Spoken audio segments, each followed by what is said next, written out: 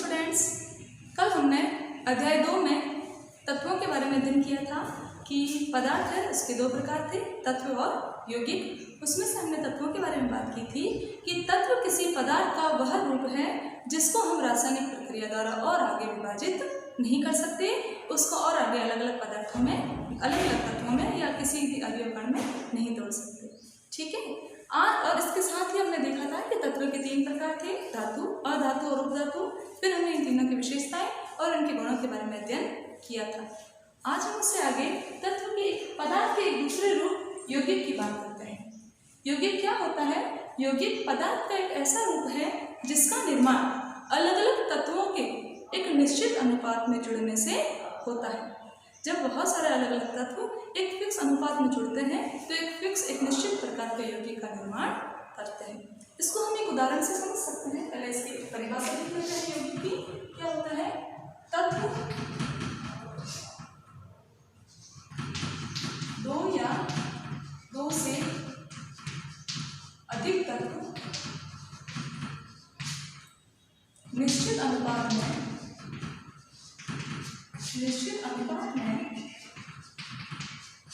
जुड़कर यौगिक का निर्माण करते हैं। ठीक है। दो या दो से अधिक तत्व एक निश्चित अनुपात में जुड़कर के यौगिक का निर्माण करते हैं। इसका एग्जाम्पल अपन देखते हैं। जैसे हमारे पास एक तत्व है कार्बन और एक तत्व है ऑक्सीजन। ठीक है। जब हम एक परमाणु कार्बन का लें और एक परमाणु ऑक्सीजन का लें, दोनों के एक परमाणु एक तत्व काम में लें और फिर इन दोनों का संयोजन करें, उनको आपस में जोड़े, तो हमारे पास कौन सा यौगिक बनेगा? Carbon monoxide, CO। क्या बोलते हैं इसको अपन? Carbon monoxide. ठीक है।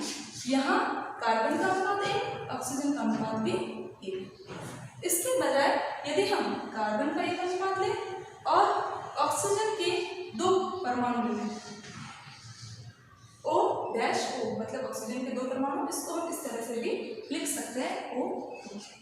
जब कार्बन का 1 परमाणु ले और ऑक्सीजन के 2 परमाणु ले तो इनके संयोजन से कार्बन डाइऑक्साइड गैस बनती है। कौन सी गैस बनती है? Carbon dioxide. ठीक है। तो ये कार्बन मोनोऑक्साइड या कार्बन डाइऑक्साइड का जो बनना है वो किस पर डिपेंड कर रहा है? वो डिपेंड कर रहा है उन तत्वों के अनुपात पर। यदि दोनों बराबर अनुपात में ले लिए तो कार्बन मोनोऑक्साइड बन गए, और ऑक्सीजन को यदि कार्बन से ज़्यादा ले लिया, ऑक्सीजन के 2 परमाणु ले लिए, तो कार्बन डाइऑक्साइड बन गए। तो इस प्रकार एक निश्चित अनुपात में तत्वों के जुड़ने से यौगिक का निर्माण होता है। ठीक है। एक बार हम वापस से पदार्थ के बारे में एट एडवांस देख लेते हैं कि क्या होता है पदार्थ और उसके प्रकार।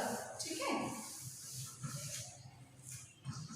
पदार्थ के 2 रूप हैं, जिसमें एक है पदार्थ का शुद्ध रूप या शुद्ध अवस्था, और दूसरा है अशुद्ध रूप या अशुद्ध अवस्था, और उसी का ही दूसरा नाम है मिश्रण। शुद्ध अवस्था या शुद्ध जो रूप है, इसके 2 भाग हैं।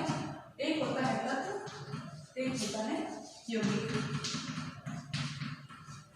मिश्रण के भी 2 भाग हैं। एक होता है समांगी मिश्रण और एक होता है विषमांगी मिश्रण। पदार्थ क्या होता है? पदार्थ वह है जिसका कुछ आयतन होता है और जिसका कुछ द्रव्यमान होता है। ठीक है। वह जिसका कुछ निश्चित आयतन और द्रव्यमान होता है पदार्थ कहलाता है। पदार्थ के 2 रूप हो गए। एक उसका शुद्ध रूप। शुद्ध रूप का मतलब है कि जब पदार्थ का निर्माण एक ही जैसे तत्वों से होता है तो पदार्थ का शुद्ध रूप होता है। और मिश्रण का मतलब है जब पदार्थ का निर्माण अलग अलग घटकों से, अलग अलग तत्वों से होता है, लेकिन उन घटकों का कोई निश्चित अनुपात नहीं होता। किसी भी अनुपात में हम दोनों तत्वों को या 2 से अधिक तत्वों को मिलाकर के मिश्रण को बना सकते हैं। क्लियर? अब शुद्ध रूप जो है उसके 2 भाग हो गए, तत्व और यौगिक। इसके बारे में हमने अभी डिटेल से पढ़ा था। एक बार फिर से देख लेते हैं। तत्वों में क्या होता है कि एक ही जैसे होते हैं सारे अवयव कण, हम रासायनिक क्रिया द्वारा उसको अलग अलग भागों में और आगे विभाजित नहीं कर सकते। जबकि यौगिक में क्या होता है कि 2 या 2 से अधिक प्रकार के तत्व होते हैं, परंतु एक निश्चित अनुपात में जुड़े हुए रहते हैं। एक निश्चित अनुपात में उनका संयोजन होता है और जिससे यौगिक का निर्माण होता है। ठीक है। मिश्रण को देखें। मिश्रण के 2 भाग हैं, 2 प्रकार समांगी मिश्रण और विषमांगी मिश्रण। समांगी मिश्रण में क्या होता है कि भाई जब वो तत्व जिनसे हमने मिश्रण को बनाया है वो घटक जब पूरी तरह से एक दूसरे में घुले हुए रहते हैं, एक जैसे होते हैं, तो यह समांगी मिश्रण कहलाता है। और अलग अलग प्रकार के होते हैं, एक दूसरे में घुले हुए नहीं होते हैं, तो यह विषमांगी प्रकार का मिश्रण कहलाता है। इनके उदाहरणों की बात करें तो तत्वों में उदाहरण ले सकते हैं, जैसे कॉपर है एक प्रकार का तत्व हो गया, O2 एक प्रकार का तत्व हो गया, H2 यानी हाइड्रोजन एक प्रकार का तत्व हो गया। ठीक है, ये बहुत सारे इस प्रकार के तत्व होते हैं। यौगिक की बात करें तो जैसे C6H2 एक प्रकार का तत्व हो गया, NH3 एक प्रकार का तत्व हो गया, FeS एक प्रकार का तत्व हो गया, सॉरी एक प्रकार का यौगिक। ये अपन यौगिक की बात कर रहे थे। मिश्रण में बात करें तो सामान्य मिश्रण जैसे कि जल प्लस नमक का मिश्रण हो गया, जल प्लस शक्कर का मिश्रण हो गया।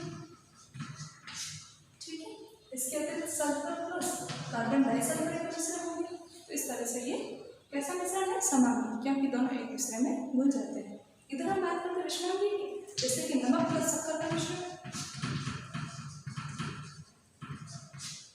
मिट्टी प्लस नमक का मिश्रण। इसमें क्या हो रहा है कि दोनों एक दूसरे में घुल नहीं रहे।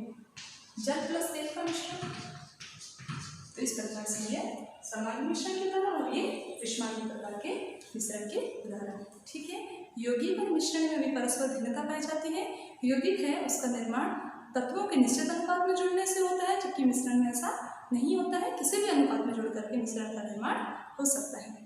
यौगिक में जो तत्व होते हैं उनसे यौगिक बनने के बाद अब उन तत्वों के कोई गुण उस यौगिक में दिखाई नहीं देते, कोई भी गुण उसमें दिखाई प्रदर्शित नहीं होते, जबकि मिश्रण में ऐसा नहीं होता।